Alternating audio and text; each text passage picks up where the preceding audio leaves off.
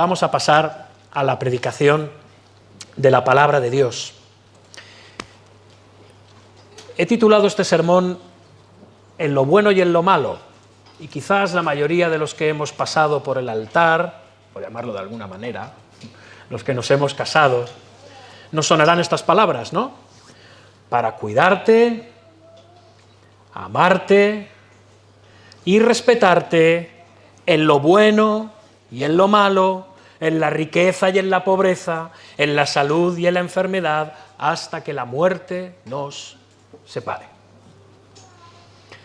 Estas son de las palabras más pronunciadas posiblemente a lo largo de los últimos siglos, pero también son de las palabras más incumplidas de los últimos siglos.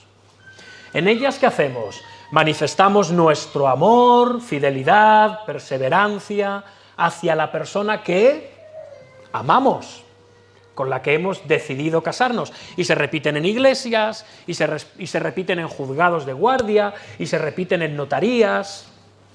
En un sentido general, ahora caigo que me he dejado mi alianza de boda ahí encima, lo siento, cariño. Estaba cantando y con la guitarra, bien. Pero sigo casado, ¿eh? Hermanos, amamos a esa persona. Es un compromiso, se supone, por encima de todas las cosas y circunstancias, ¿sí? En lo bueno y en lo malo, por encima de todas las cosas y circunstancias. Es un pacto entre dos personas. Es el pacto matrimonial. Pero de nuevo, tristemente estas palabras muchas veces no son nada más que papel mojado. Por una de las dos partes, o a veces por las dos. Los pactos, hermanos, amigos, son para ser cumplidos, acatados. Normalmente a un pacto no se nos obliga. Por lo tanto, entramos voluntariamente en ese pacto. Por lo tanto, esperamos que se cumplan en nuestra vida, en los matrimonios, en todas las relaciones, incluso laborales, sociales, incluso los pactos de iglesia como el nuestro. Pero siempre hay personas en todos estos pactos que no están dispuestas a cumplirlos. Y eso tiene un nombre, es un nombre feo, no nos gusta, pero se llama deslealtad. Infidelidad, traición. De hecho, la infidelidad, la traición, la deslealtad en los pactos de iglesia y la deslealtad y traición y falta de seriedad en los pactos matrimoniales, al igual que en los pactos contractuales, son una forma de adulterio. Alguien dirá, ¿pero qué tiene que ver esto con la historia de José? Permitidme seguir. En la Biblia, el pacto de Dios con el Israel según la carne, pero también con el Israel espiritual, nosotros, la Iglesia, se define muchas veces como una relación de pacto matrimonial. En repetidas ocasiones, tanto en el Antiguo como en el Nuevo Testamento es así. Y el pueblo de Dios muchas veces por su pecado, otras veces por causa de vivir en un mundo sumido en el pecado, experimenta sufrimiento, experimenta persecución, experimenta enfermedad, pobreza, muerte. Y muchas veces podemos preguntarnos, ¿dónde está Dios?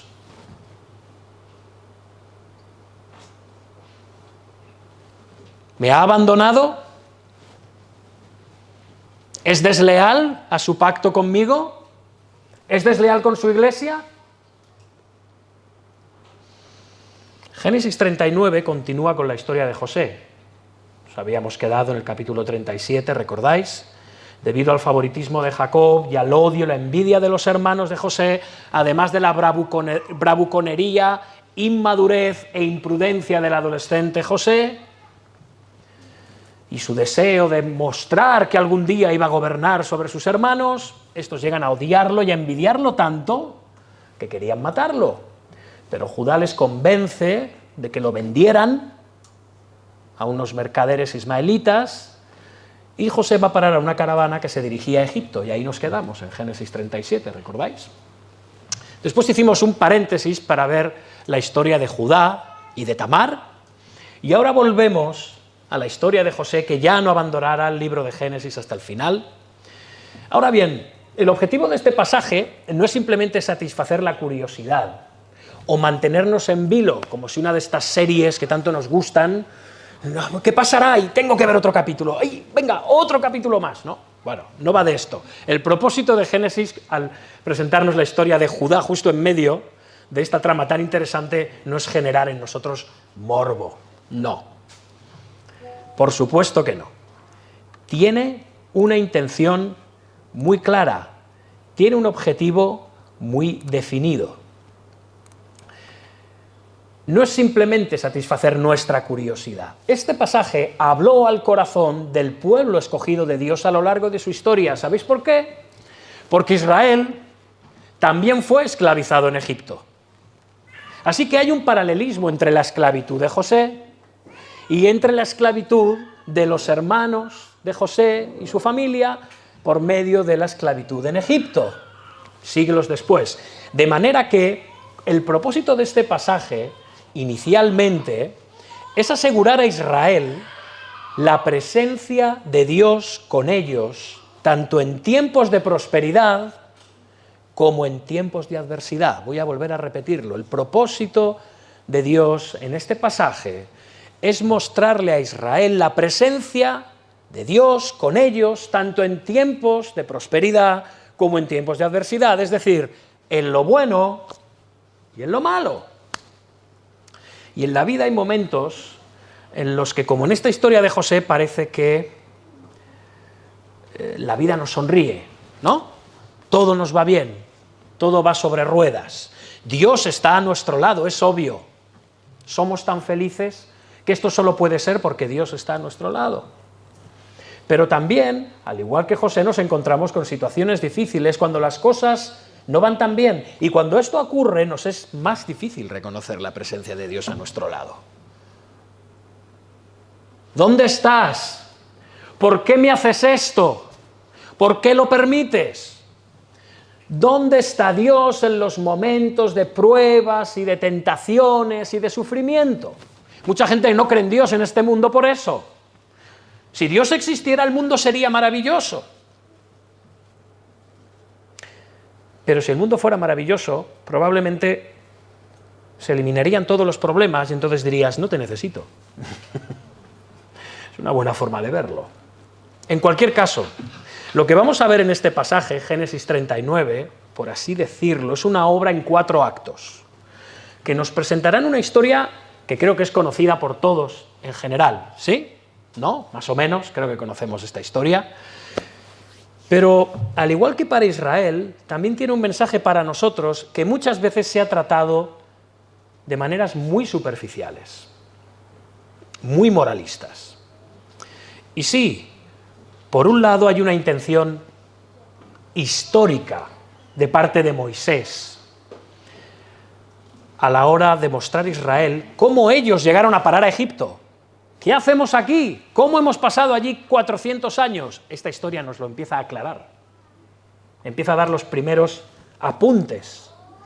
Y también, por supuesto, no voy a decir que no, es una historia ejemplar en cuanto a la actitud de José ante el pecado de seducción sexual. No vamos a negarlo, hay un ejemplo evidente.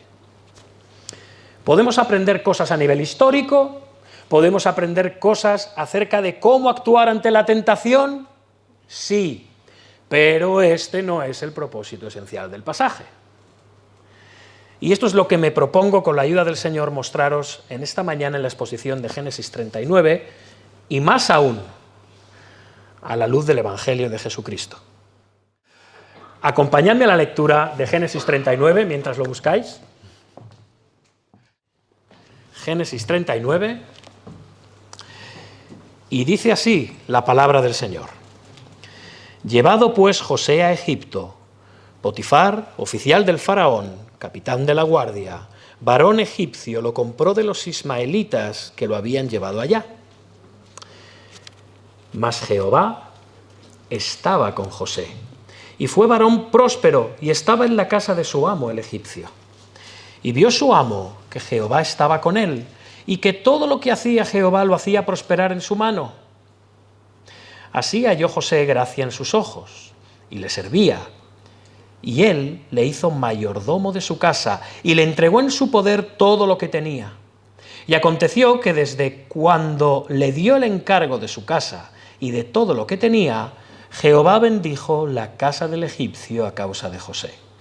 Y la bendición de Jehová estaba sobre todo lo que tenía, así en casa como en el campo. Y dejó todo lo que tenía en manos de José. Y con él no se preocupaba de cosa alguna, sino del pan que comía. Y era José de hermoso semblante y bella presencia. Aconteció después de esto que la mujer de su amo puso sus ojos en José y dijo: «Duerme conmigo». Y él no quiso, y dijo a la mujer de su amo: «He aquí que mi señor no se preocupa conmigo de lo que hay en casa, y ha puesto en mi mano todo lo que tiene. No hay otro mayor que yo en esta casa, y ninguna cosa me ha reservado, sino a ti, por cuanto tú eres su mujer. ¿Cómo, pues, haría yo este grande mal y pecaría contra Dios?».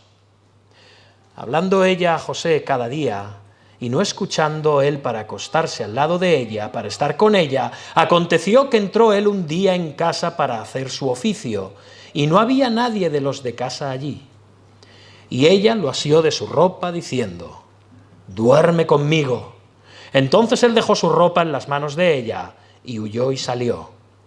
Cuando vio ella que le había dejado su ropa en sus manos, y había huido fuera, llamó a los de casa, y les habló diciendo: «Mirad, nos ha traído un hebreo para que hiciese burla de nosotros. Vino él a mí para dormir conmigo, y yo di grandes voces. Y viendo que yo alzaba la voz y gritaba, dejó junto a mí su ropa, y huyó y salió». Y ella puso junto a sí la ropa de José, hasta que vino su señor a su casa. Entonces le habló ella las mismas palabras, diciendo: «El siervo hebreo que nos trajiste vino a mí para deshonrarme. Y cuando yo alcé mi voz y grité, él dejó su ropa junto a mí y huyó fuera. Y sucedió que cuando oyó el amo de José las palabras que su mujer le hablaba, diciendo: «Así me ha tratado tu siervo», se encendió su furor. Y tomó su amo a José y lo puso en la cárcel donde estaban los presos del rey, y estuvo allí en la cárcel.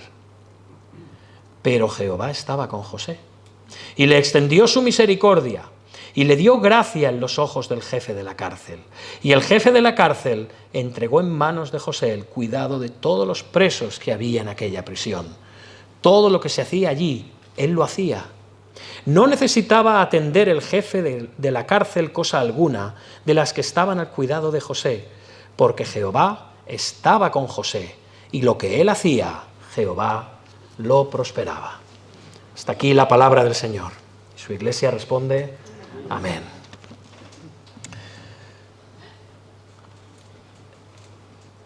Empezamos con el primer acto de este drama, los versículos del 1 al 4. Nos está diciendo el versículo 1 que llevado pues José a Egipto, Potifar, oficial de Faraón, capitán de la guardia, varón egipcio, lo compró de los ismaelitas que lo habían llevado allá. José está ahora en Egipto, lejos de la tierra prometida, lejos de su familia, de su pueblo, de todo lo que conoce. Parece que sus sueños de grandeza se han roto y se ha convertido en un esclavo. Y aquí Moisés enfatiza la posición baja de José, contrastándolo con la posición alta de su amo egipcio, Potifar, oficial de Faraón, capitán de la guardia, varón egipcio. 3 veces repite Moisés que el amo de José es egipcio, versículos 1, 2 y 3. Y al escuchar esta historia, Israel posiblemente recordaría su propia esclavitud en Egipto. Cuán bajo cayeron. De su prosperidad en la tierra de Gosén, bajo una dinastía de faraones amigos, cayeron lo más bajo posible, convirtiéndose en esclavos de los mismos egipcios. Y cuán bajo ha caído José, de ser el favorito, el designado heredero por su padre, a ser un esclavo humilde en la tierra de Egipto, lejos de la tierra prometida. Pero, sorprendentemente, Moisés nos dice en el versículo 2, «Mas Jehová estaba con José. Hermanos, no sé si lo habéis notado a lo largo de la lectura que hemos hecho, pero Moisés también, digo Moisés por si alguien se extraña, Moisés es el escritor del libro de Génesis, ¿sí? Es importante que lo entendamos, si meto a Moisés aquí, dice, ¿dónde está Moisés? No, es quien narra la historia, ¿bien?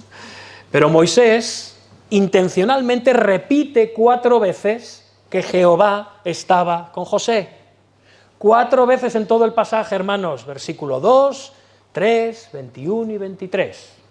De diferentes maneras se está diciendo que Jehová, Dios, el Dios del pacto, estaba con José. Y el versículo 2 relata además que José estaba en casa de su amo el egipcio. ¿Sí? Incluso en su descenso a la más baja de las condiciones humanas, la esclavitud, básicamente, que era el estrato más bajo al que se podía llegar en aquel tiempo, y aún podríamos decir hoy en día, Jehová estaba con José. Incluso lejos de la tierra prometida, Jehová estaba con José. Aunque toda posible ayuda humana ha fallado, y José está lejos de la familia de la fe, de la tierra prometida, Jehová estaba con José. Hermanos, la presencia de Dios no está localizada geográficamente, por si alguien tenía alguna duda. Tampoco es dramática y espectacular. Es una presencia discreta, pero real, que trabaja entre los bastidores del mundo y de nuestra propia vida.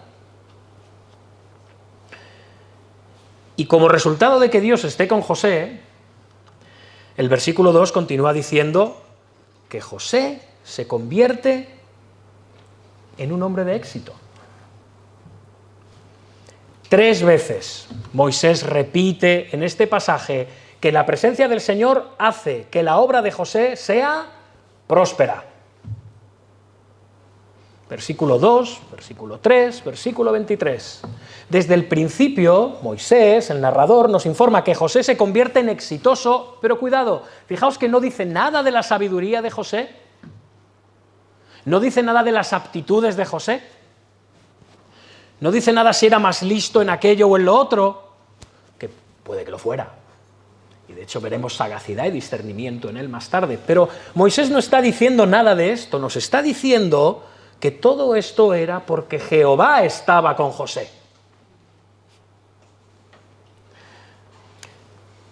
El versículo 2 relata además que José estaba en casa de su amo el egipcio. En vez de convertirse en un esclavo inferior, trabajando en el campo, trabajando en los establos, trabajando en las minas. No. José trabaja en la casa del amo, donde es más posible ser visto, donde es más posible ser tenido en cuenta, donde hay más probabilidades de ascender, si haces bien las cosas. Y de hecho José pronto sube de estatus. Versículos 3 y 4. Y vio su amo que Jehová estaba con él y que todo lo que él hacía, Jehová lo hacía prosperar en su mano. Así halló José gracia en sus ojos y le servía. Y él le hizo mayordomo de su casa y entregó en su poder todo lo que tenía. Y José pronto se convierte primero en el asistente personal de Potifar y luego en el administrador principal de su casa. Está a cargo de todas las posesiones de Potifar el egipcio. Vaya ascenso, ¿no? La palabra de Dios no nos dice cuánto tiempo tardó en ocurrir esto, pero lo cierto es que ocurrió. José es enviado a Egipto con 17 años, quizá ya estaba en su veintena, quizá fue inmediatamente al llegar a la tierra de Egipto. Para el caso no es tan importante. El hecho es que José prospera porque Jehová estaba con él. Y sigue el versículo 5, si pasamos a la siguiente versión, el siguiente acto de este drama en 4 actos, versículos del 5 al 6, nos dice el 5 que aconteció que desde cuando le dio el encargo de su casa y de todo lo que tenía, Jehová bendijo la casa del egipcio a causa de José. Y la bendición de Jehová estaba sobre todo lo que tenía, ¿se entiende, Potifar? Así en casa como en el campo.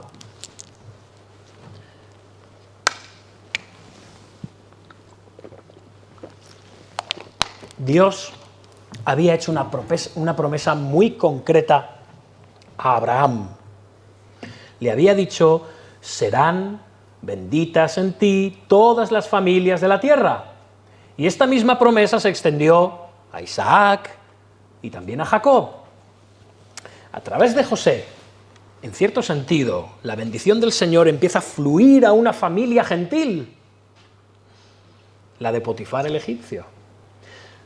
Y entendemos que la promesa de Dios a Abraham se cumplirá completamente a través de Jesucristo. Claro que sí.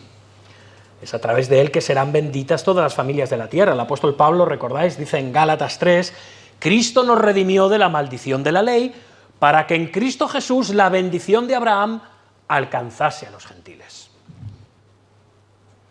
Estamos viendo un vislumbre, una realidad que se repitió en varias ocasiones a lo largo de la vida de los patriarcas y también está ocurriendo ahora de manos de este patriarca José. Y continúa el versículo 6 diciendo: y dejó todo lo que tenía, esto es Potifar, en la mano de José, y con él no se preocupaba de cosa alguna, sino del pan que comía. Los comentaristas y eruditos bíblicos aquí no se ponen de acuerdo. Y yo tampoco sé qué decir, por más que he ido al idioma original. Y es que algunos toman esto literalmente, es decir, que José estaba a cargo de todo menos de la preparación de la comida de Potifar. Esto es lo que parece literalmente que nos dice el texto. Quizá debido a que a los egipcios no les gustaba cómo los demás pueblos preparaban la comida egipcia. No es broma, pudiera ser. O hubiera un cierto sentido de separación ritual en las comidas. Los egipcios también tenían sus ritos a la hora de preparar la comida y quizás esto lo hacía incompatible con cómo los hebreos o otros pueblos esclavos preparaban la comida.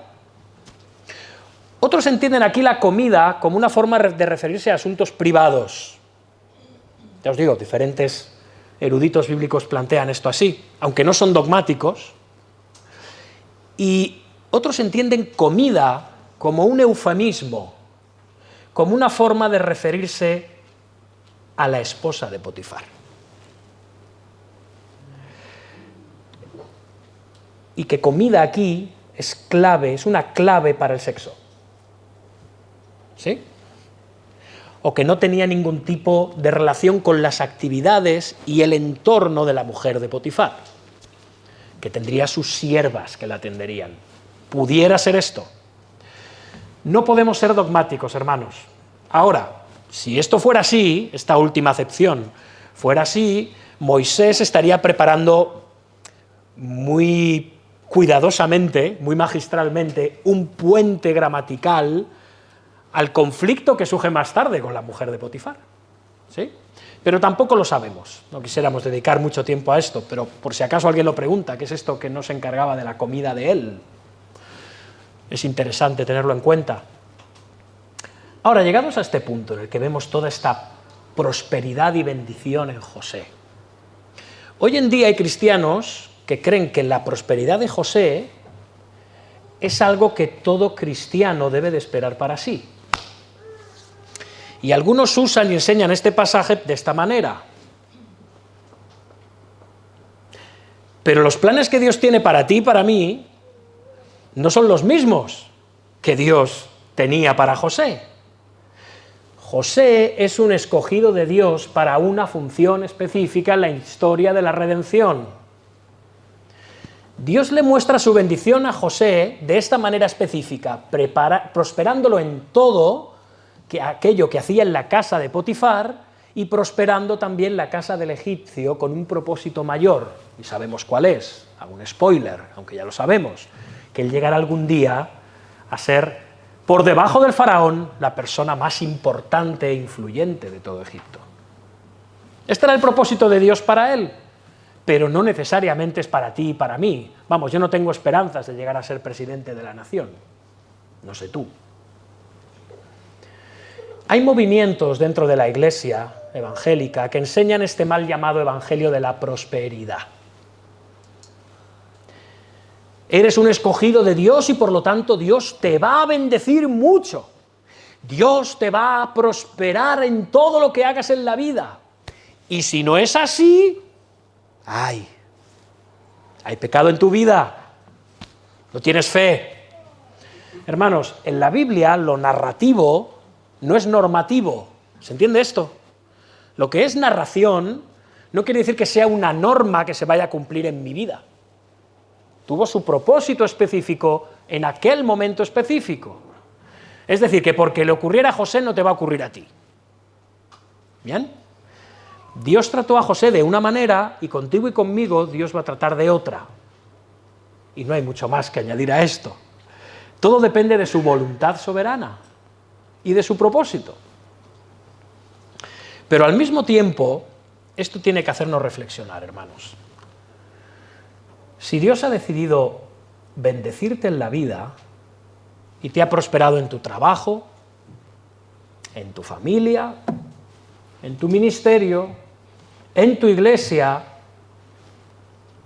no es por tus méritos o por tu bien hacer. En última y primera instancia, tu prosperidad, mi prosperidad, es fruto de que Dios ha decidido mostrarnos gracia. Como Jehová estaba con José, en su gracia Él también está contigo. Porque de Él, por Él y para Él son todas las cosas. Y Él las da graciosamente a quien quiere conforme a su voluntad. Esto es lo que nos enseña el apóstol Pablo en Romanos y en Colosenses. Y luego acaba diciendo, a Él sea la gloria por los siglos. O como dirá también el apóstol Pablo a los Corintios, ¿qué tienes que no hayas recibido? Y si lo recibiste, ¿por qué te glorías como si no lo hubieras recibido? Hermanos, Dios bendice espiritualmente a todos sus hijos, pero materialmente, en base a su propósito soberano, Él bendice a quien decide bendecir. No porque juegue a los dados, no porque juegue al pito, pito, colorito, a ti te bendigo y a ti no, sino porque Él tiene un propósito específico en eso. Y ese propósito específico está relacionado con su propósito. La redención de todas las cosas en Cristo. Y uno dice, bueno, yo no puedo ver cómo mi éxito profesional puede encajar con esto. ¿No? ¿Tu éxito profesional te puede hacer ser más generoso en la iglesia? ¿Y esto puede ayudar a que la iglesia potencie su alcance con el Evangelio a otros lugares? Caramba, al final puede haber una relación. Pero hay muchas más, no quiero ser simplista. Hermanos, no podemos forzar, o voy a utilizar la expresión que se utiliza en algunas de estas iglesias, no podemos reclamar la bendición. ¡Reclama tu bendición! No podemos. Esto es una insolencia. No podemos torcerle la mano a Dios para que nos dé aquello que nosotros queremos que nos dé o que creemos que merecemos. Dios derrama su bendición sobre nosotros, aunque no tenemos derecho a recibirla. Y sí, por supuesto que hay una relación entre obediencia, como veremos más tarde, y fidelidad, y la bendición, por supuesto. Claro que sí. Pero podemos pensar que José recibió esta prosperidad como recompensa porque era un siervo fiel y obediente. Esto lo podemos inferir del relato, pero no se nos dice en ningún sitio. Lo que sí que se nos dice es que Dios estaba con él y que Él hizo que él hallara gracia a los ojos primero de Potifar, como más tarde veremos, a los ojos del carcelero. Las personas que menos te podías imaginar, egipcios, mostraron una gracia hacia José que sus hermanos fueron incapaces de mostrar. Así que no depende del que quiere ni del que corre, sino de Dios que tiene misericordia de nosotros, en todo lo que hace en nuestra vida, por supuesto también en nuestra salvación. Y al final de esta segunda sección del pasaje, versículo 6, nos dice que José era de hermoso semblante y bella presencia. Y esto nos tiene, hermanos, sobre todo a los varones, que acabar de convencer que el texto no habla de nosotros. ¿Bien?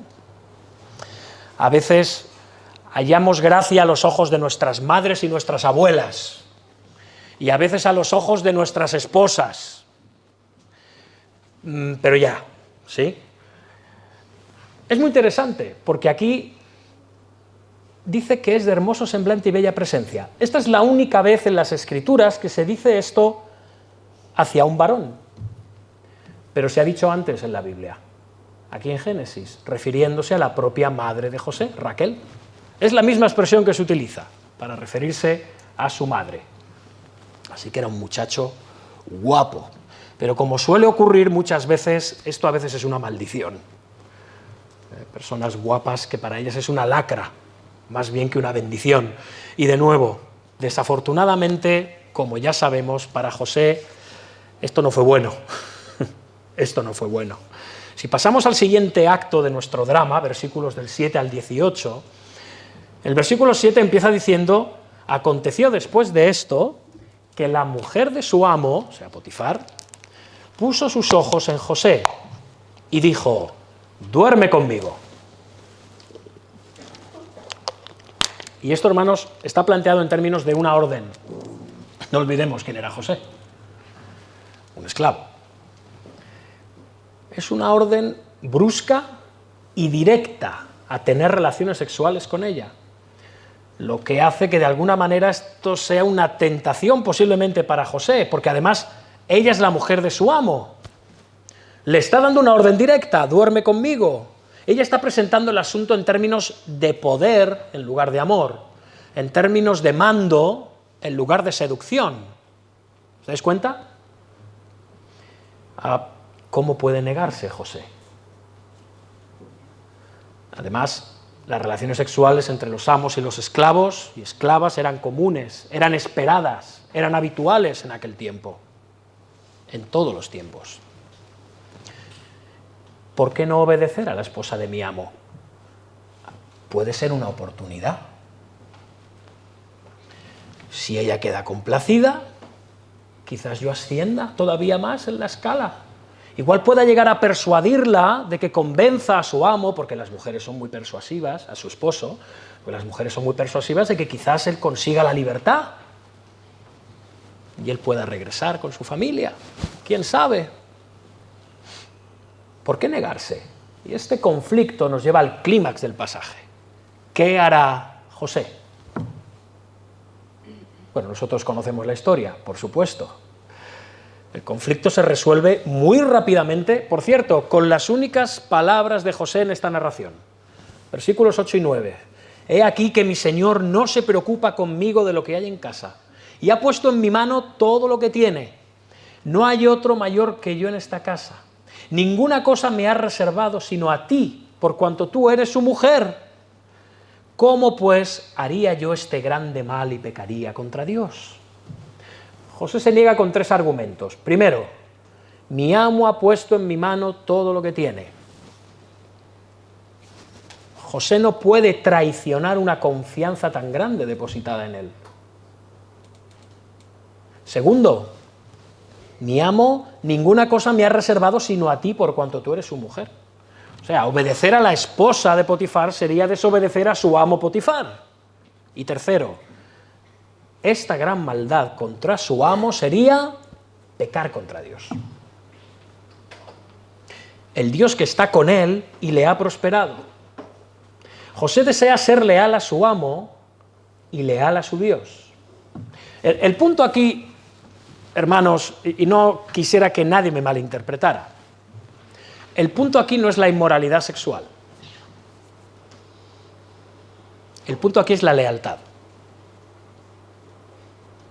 El punto es la lealtad, en un término horizontal, a Potifar, su amo, y en términos verticales, a Dios, que le había hecho hallar gracia a los ojos de su amo.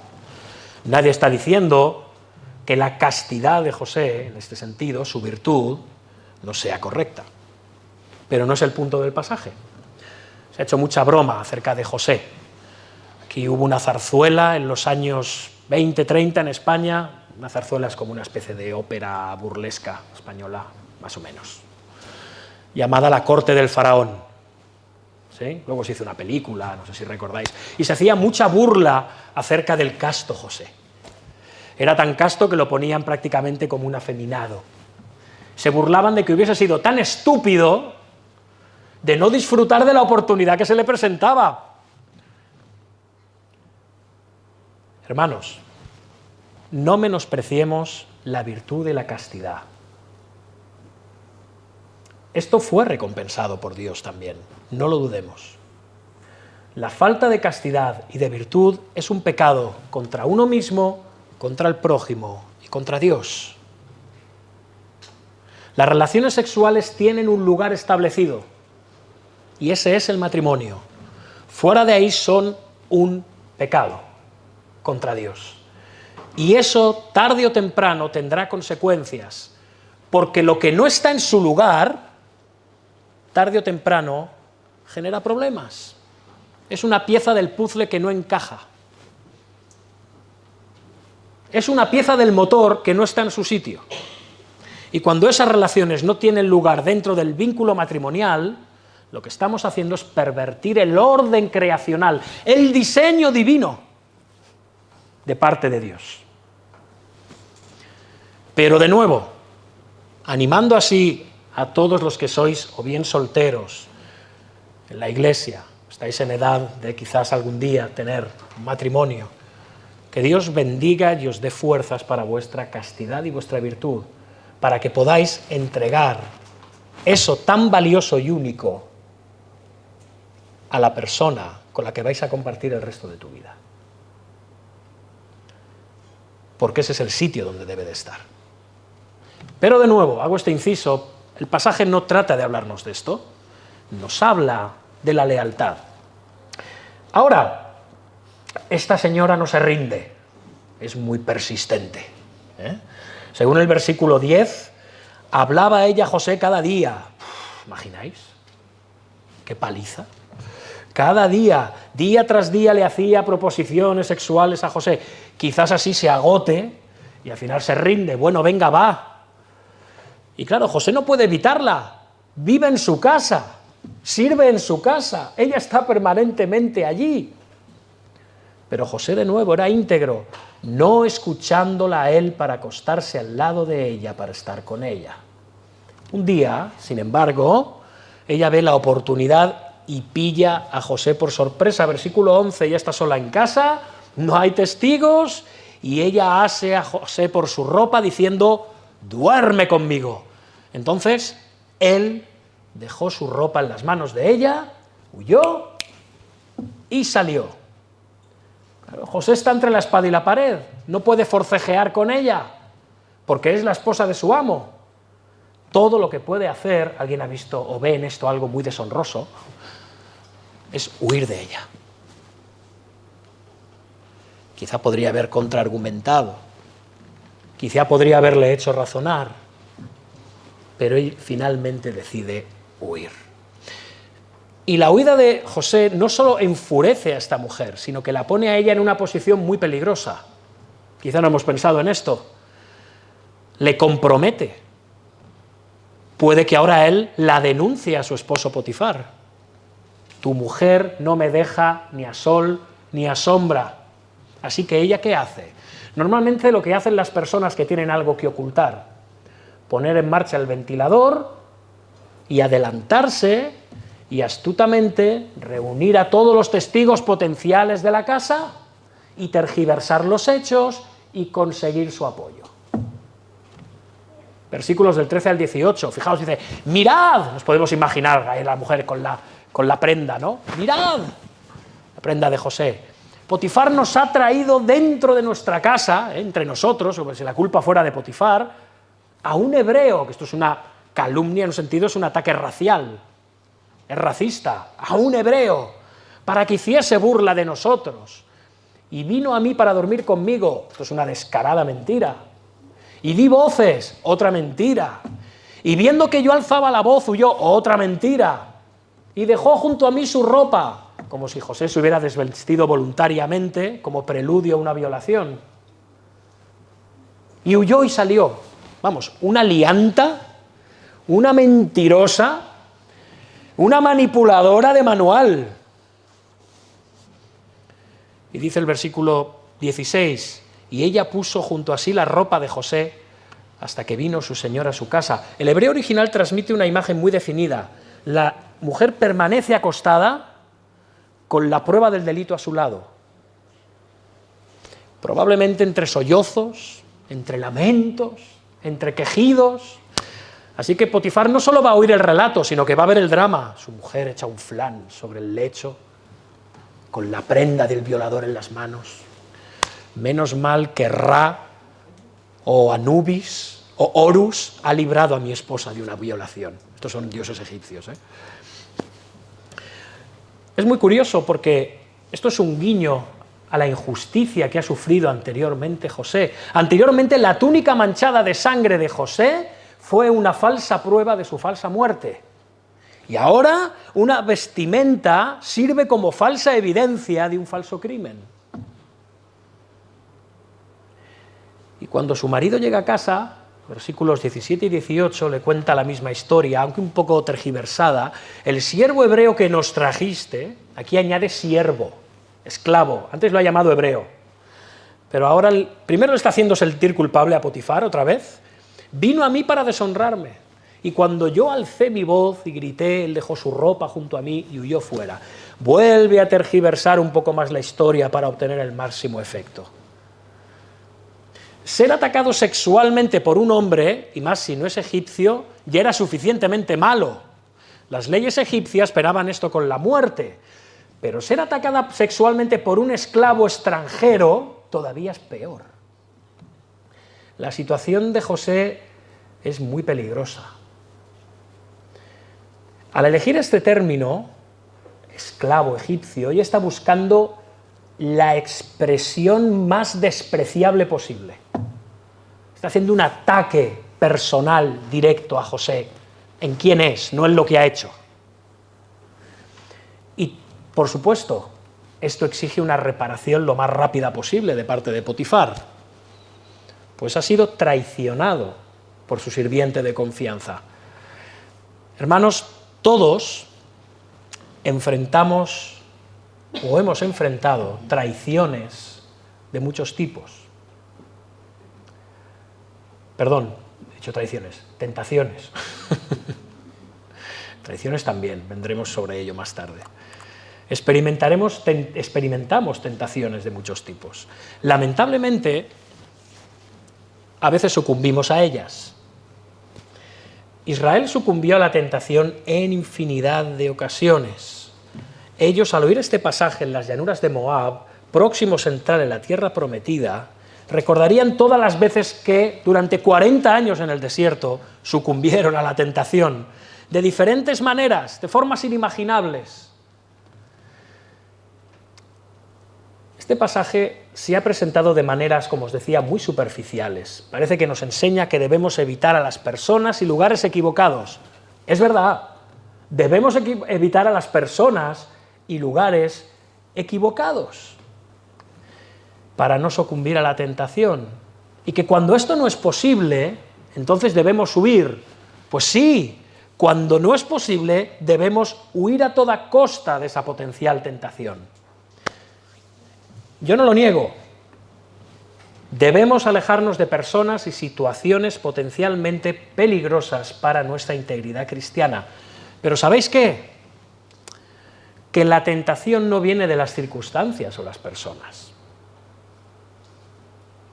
Eso es lo que pensaban los monjes en la Edad Media.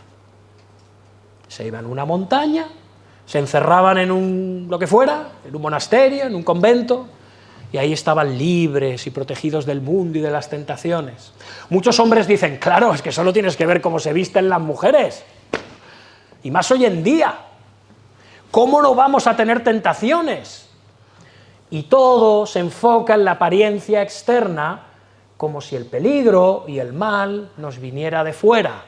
Y no estoy diciendo yo que no haya que mantener un grado de integridad y castidad o decoro a la hora de vestirse. Mujeres y hombres. Pero de nuevo, la tentación no estaba en las circunstancias de José. La tentación no estaba en la esposa de Potifar. Jesús le dijo a los religiosos de su tiempo: del corazón salen los malos pensamientos, los homicidios, los adulterios, las fornicaciones, los hurtos, los falsos testimonios, las blasfemias.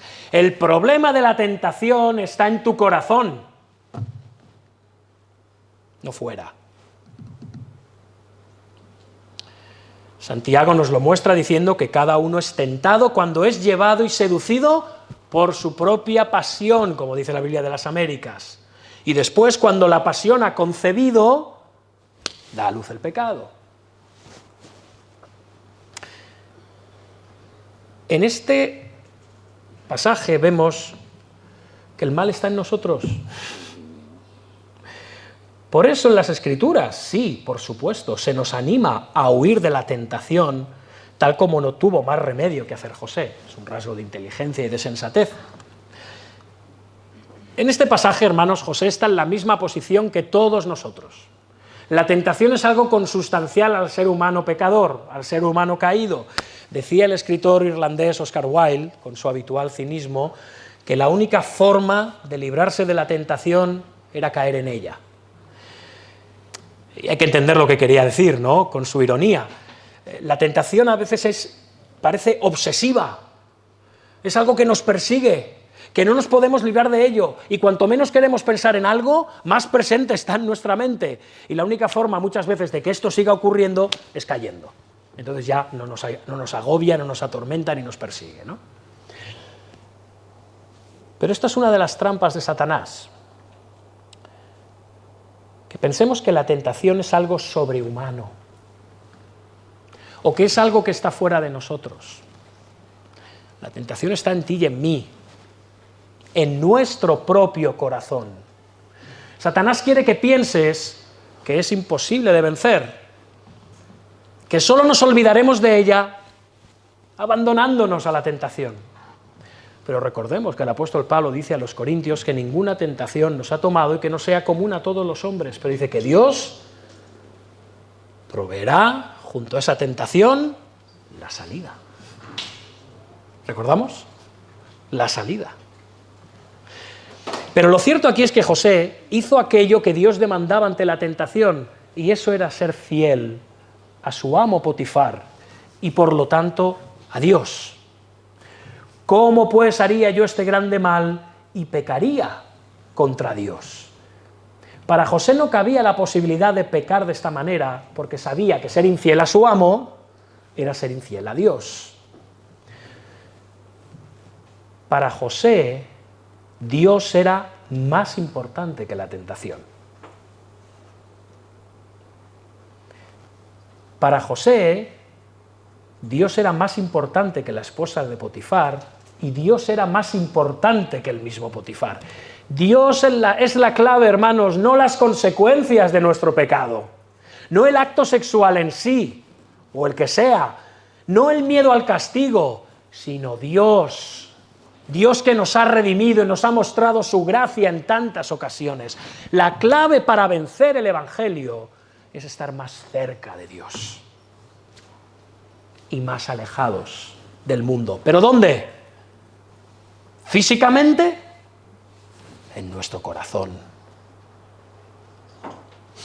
En nuestro corazón. Dios es la clave.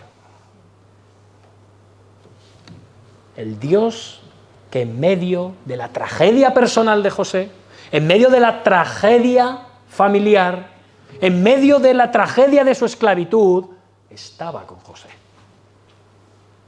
Y eso era mayor que todas las demás cosas. Yo te pregunto, ¿Dios es para ti mayor que todas las demás cosas en tu propio corazón?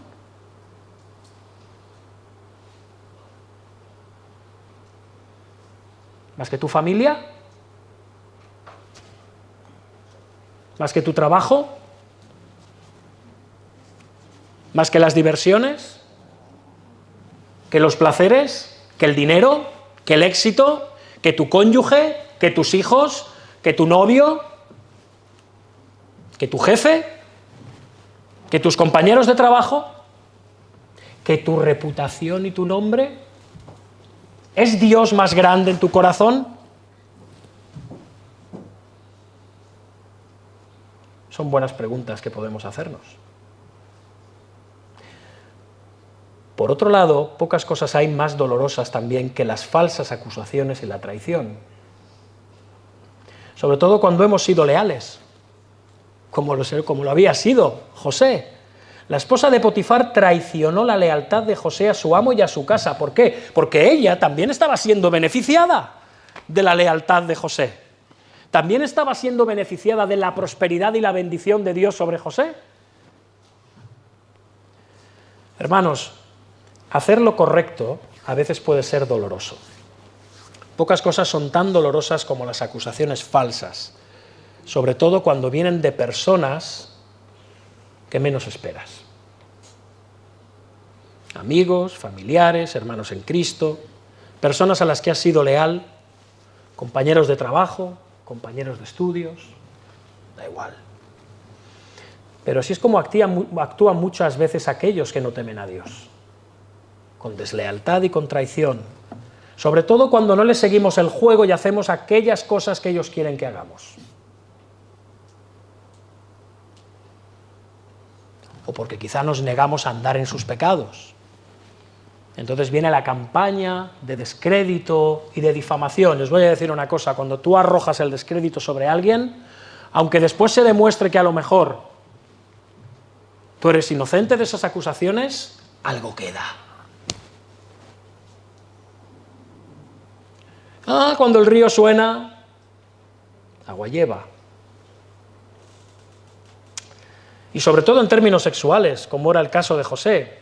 Aún hoy en día lanzas la palabra abusador, acosador, violador a alguien, y aunque después se haya demostrado la inocencia o no hayan suficientes pruebas para demostrarlo, ya estás estigmatizado.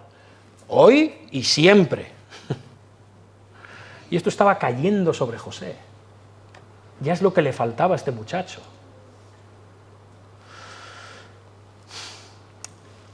Pero José nos muestra que debemos temer más al Señor que las infamias y calumnias que los demás viertan sobre nosotros.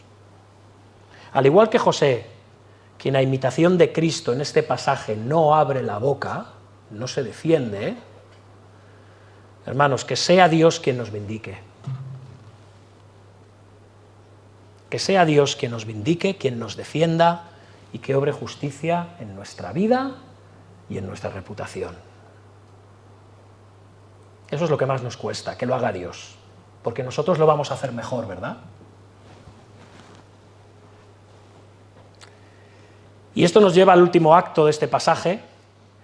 Dicen los versículos del 19 al 20. Sucedió que cuando oyó el amo de José las palabras de su mujer, diciendo, así me ha tratado tu siervo, se encendió su furor. Y tomó a su amo a José y lo puso en la cárcel donde estaban los presos del rey y estuvo allí en la cárcel. A ver, José tiene la suerte de que su amo no lo haga ejecutar en el acto. Es el oficial de la guardia del faraón. ¡Guau! Ha sido supuestamente sorprendido infraganti y con testigos. Lo habitual en Egipto por este tipo de delitos era la muerte. ¿Por qué no lo hace Potifar? Es una buena pregunta. ¿Le habéis dado vueltas?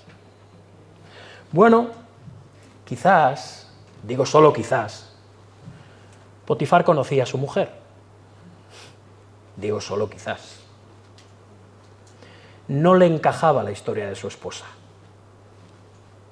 En cualquier caso, su reputación había quedado en entredicho. Si no actúa ahora, se expone a la vergüenza pública. Y de nuevo, es un oficial del faraón. Así que José termina en prisión. Al menos de momento es lo mínimo que Potifar puede hacer.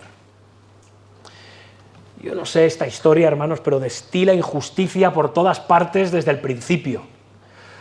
José rechaza las insinuaciones constantes de la esposa de Potifar, rechaza el mal, obedece a Dios, es leal a su amo y es él quien termina en prisión como un criminal.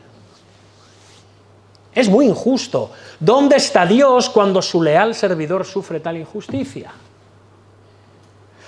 Sorprendentemente, el versículo 21 nos dice: pero Jehová estaba con José. El Señor estaba con José cuando lo prosperó en la casa de Potifar, y ahora el Señor sigue con él cuando es acusado falsamente y termina en prisión. Dios está con José no solo en la prosperidad, sino también en la adversidad.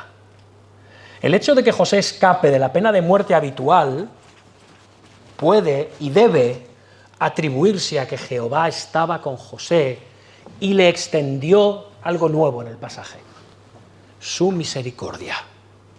No pasemos por alto esta palabra. Antes ha aparecido la palabra gracia, en hebreo literalmente sería favor, pero aquí se utiliza otra palabra: misericordia, que nosotros la traducimos misericordia, en hebreo es raham, pero en este caso se está utilizando otra palabra totalmente distinta, y es gesed, amor leal. Dios está mostrando a José amor leal.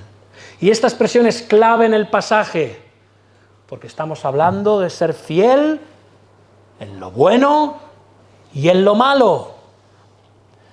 Hermanos, esta expresión es clave. Incluso en las profundidades de la desesperación que debería estar sintiendo José, el Señor le muestra a José su amor leal e inquebrantable. Y esto se hace real como para José. El Señor le dio gracia a los ojos del jefe de la cárcel. Aún en situaciones injustas en tu vida, en situaciones dolorosas, puedes deleitarte en la lealtad amorosa de Dios, porque Él es Jehová, el Dios del pacto. Él es yo soy, el Dios que cumple su pacto y sus promesas del pacto para con su pueblo del pacto. Un pacto que ha establecido Él contigo, que no lo has negociado tú, que ni lo mereces. Es un pacto de pura y bendita gracia.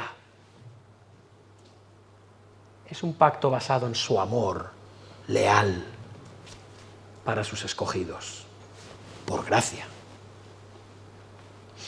Y como resultado, José hace un rápido ascenso en la prisión. Atención, no estaba en cualquier prisión, como veremos próximamente. Estaba en una prisión a la que iba gente importante, como el copero o el panadero del rey. Era una prisión en la que le había arrojado el jefe de la guardia de Faraón, posiblemente una prisión que estaba bajo su cuidado. Por lo tanto, no era una prisión de muertos de hambre a los que dejaban ahí morir en una mazmorra encadenados. Era una prisión para gente VIP, con perdón, VIP. ¿Bien? ¡Qué casualidad!, ¿verdad? Dirán algunos. La providencia de Dios lleva a José a una cárcel VIP, con los Mario Condes de la época y los Al Capones del momento.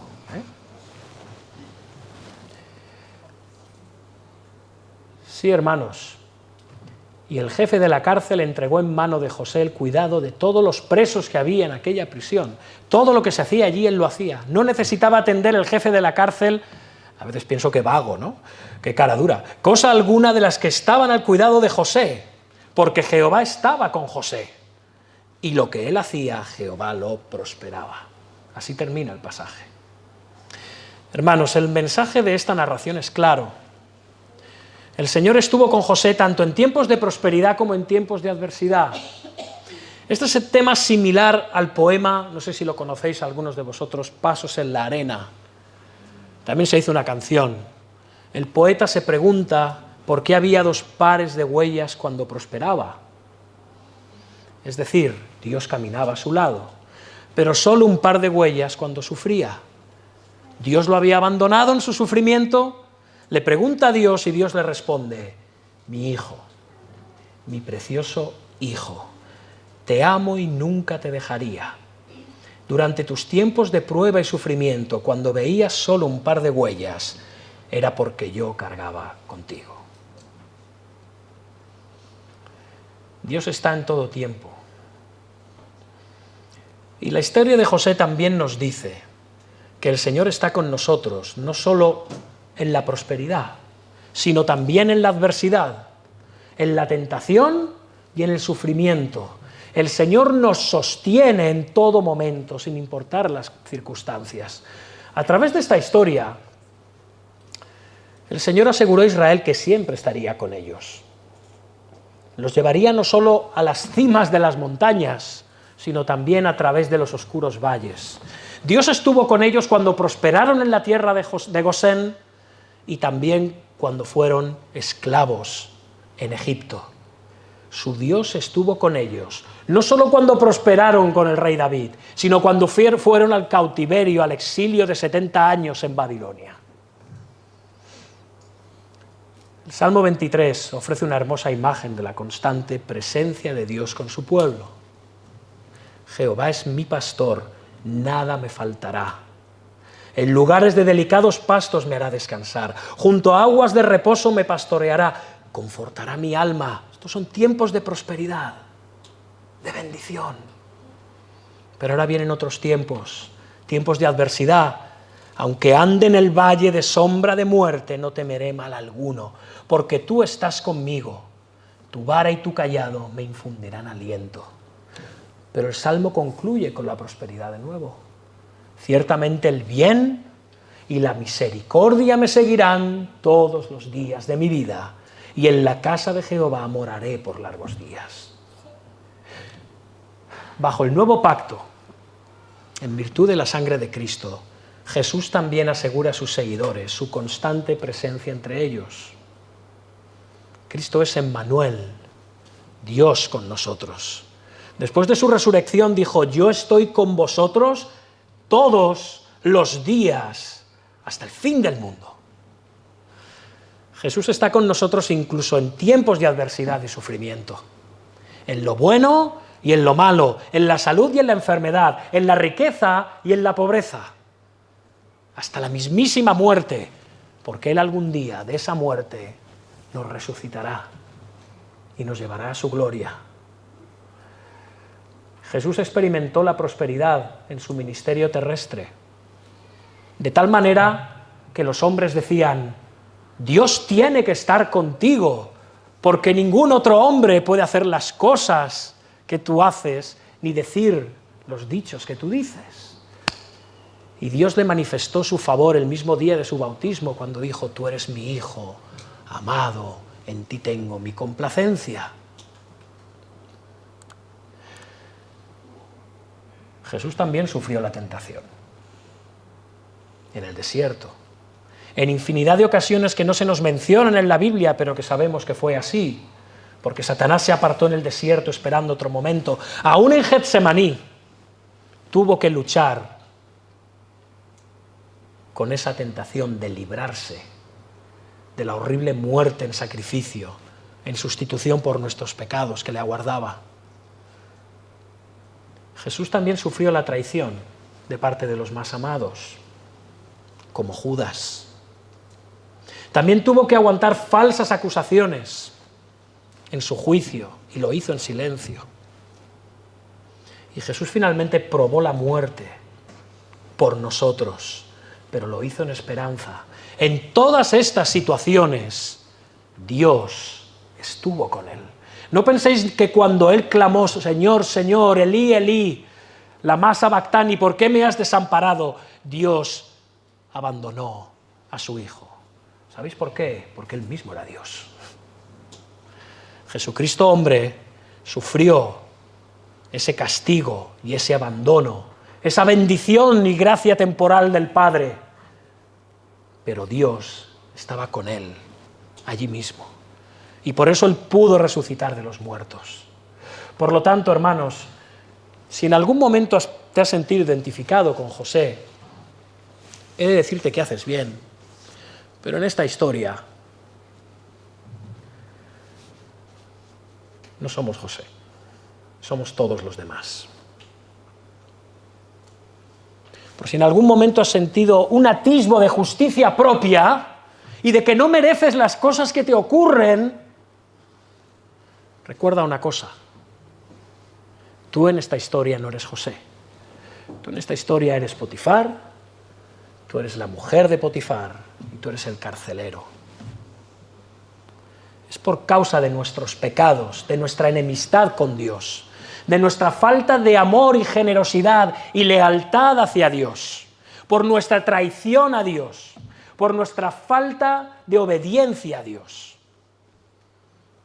por nuestras dudas acerca de Dios y por nuestra falta de esperanza que Él vino al mundo para redimirnos de todo eso. Así que sí, posiblemente no eres generoso con la prosperidad que Dios te da. No vives en la cercanía de Dios y por eso eres tentado permanentemente y sucumbes a la tentación.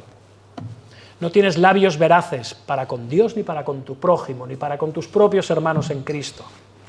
Quizá te vengas cuando te la pagan, cuando te la hacen te la pagan. Y quizá vives sin verdadera esperanza, porque todo lo que sabes lo tienes en la cabeza, pero no manifiestas la suficiente fe en tu corazón para vivirlo. Pero ¿sabéis qué? Que Cristo vino en prosperidad, en tentación, en traición, en falsas acusaciones y en muerte, para que nosotros ahora no paguemos por nuestros pecados. Él es nuestro sustituto y ahora podemos ir a Él con arrepentimiento y con fe cada vez que le fallemos. Porque cuando parece que Dios nos ha abandonado, sigue estando con nosotros. Jesús declara: bienaventurados sois cuando por mi causa os vituperen y os persigan y digan toda clase de mal contra vosotros mintiendo. Gozaos y alegraos, porque vuestro galardón es grande en los cielos. Dios, por medio de Jesucristo, está con nosotros en la adversidad, en las maldades contra nosotros, en los insultos, en los vituperios, en las falsedades contra nosotros, en las persecuciones.